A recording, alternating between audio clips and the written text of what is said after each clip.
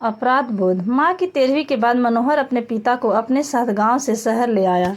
चूँकि मनोहर की पत्नी कामकाजी थी, वह 10:30 बजे अपने दफ्तर चली जाती और फिर शाम को ही वापस आती। दोनों बच्चे भी अपने स्कूल और कोचिंग में व्यस्त रहते। बाबूजी भी एक कमरे में रहते रहते ऊब गए, क्योंकि उनसे बातचीत करने वाला कोई भी नहीं था। टीवी भी आखिर कितनी देखते। सो उन्होंने मनोहर से कहा, मन्नू बेटा, मेरा मन यहाँ नहीं लग रहा है, तू तो मुझे गांव छोड़कर आ। मनोहर ने उन्हें बहुत समझाने की कोशिश की, पर वो नहीं माने। हार मानकर मनोहर उन्हें गांव छोड़कर आ गया।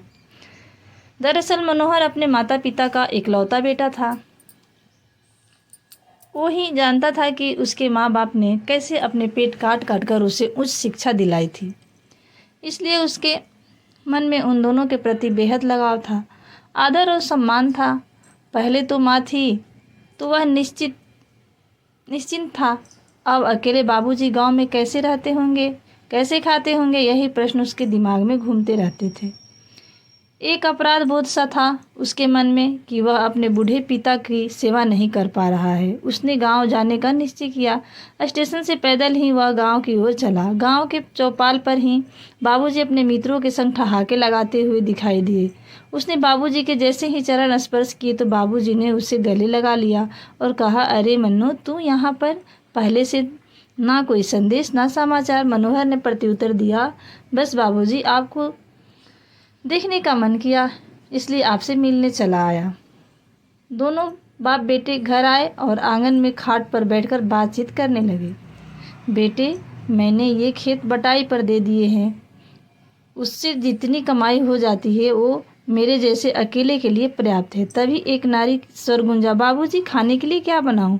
मनोहर ने आवाज़ की दिशा में अपनी दृष्टि उठाई तो देखा सिर पर पल्लू रखे एक युवती खड़ी थी।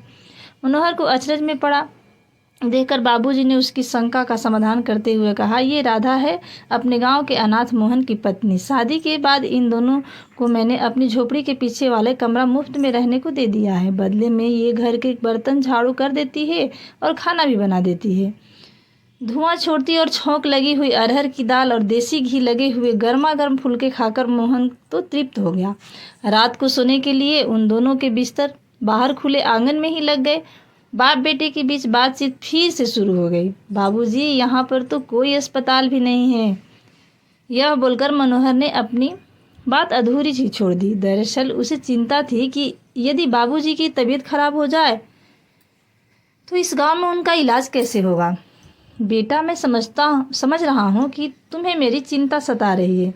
मेरी देखभाल के लिए यहाँ मोहन और राधा है ना, और सभी गाँव वासियों के सहयोग से सरपंच जी ने एक गाड़ी, क्या नाम है उसका, टाटा, बाबूजी ने कुछ सोचते हुए कहा। मनोहर ने तुरंत प्रत्युत्तर देते हुए कहा, टाटा सुमो, हाँ वही। जब गांव में कोई बीमार पड़ता है ना तो उसको उसी गाड़ी से लेकर शहर के अस्पताल में तुरंत भर्ती करवा दिया जाता है।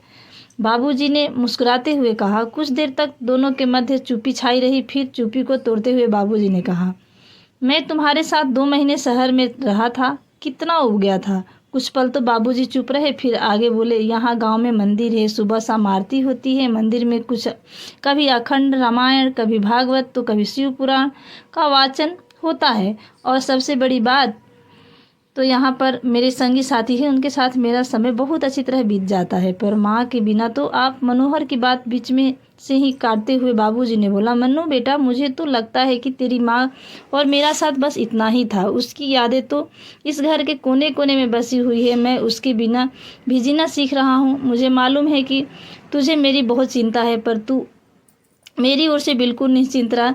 मेरे बच्चे, अच्छा, बहुत रात हो गई, जाओ सो जाओ।